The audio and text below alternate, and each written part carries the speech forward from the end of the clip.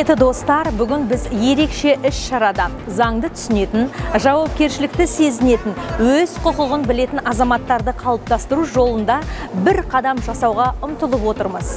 Бұл іс-шара құрғақ теория емес, бұл нақты өмір, нақты таңдау, нақты жауапкершілік.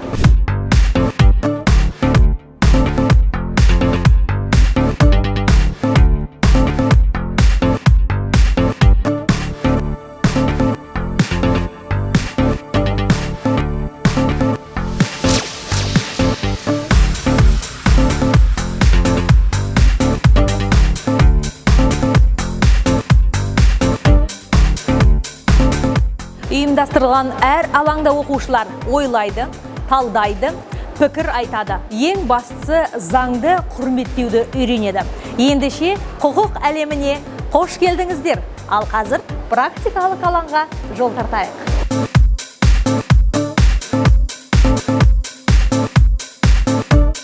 Бұл алаңда ашық сот процесі өтіп жатыр. Оқушылар өз көздерімен әділдіктің қалай орнатылатынын көріп жатыр.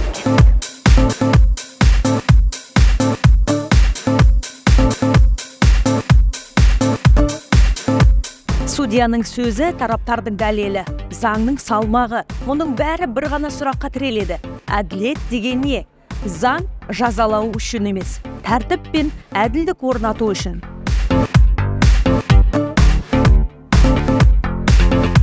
Бұл жерде нағыз интеллектуалдық шайқас.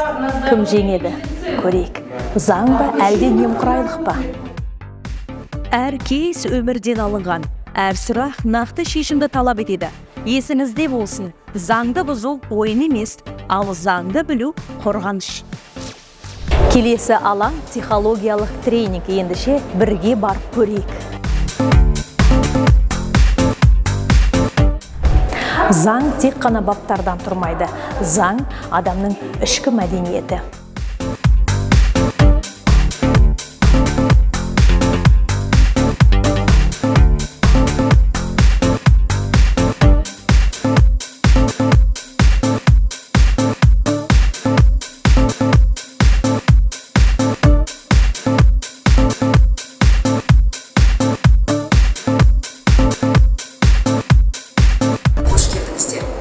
Заң әр адамның өмірінде маңызды.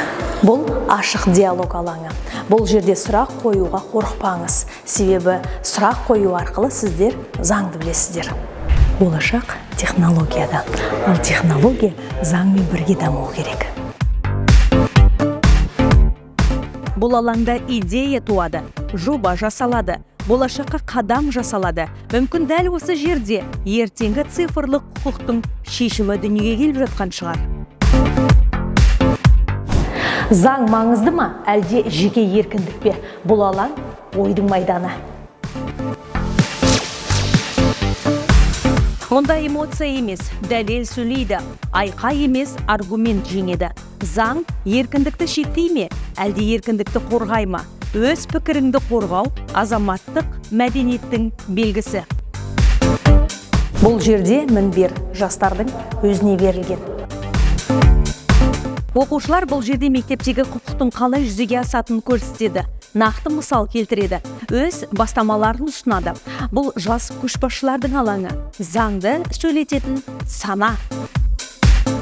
Жас өспірім құқықтары. Бұл алаңда заң шығармашылық тілде сөйлейді.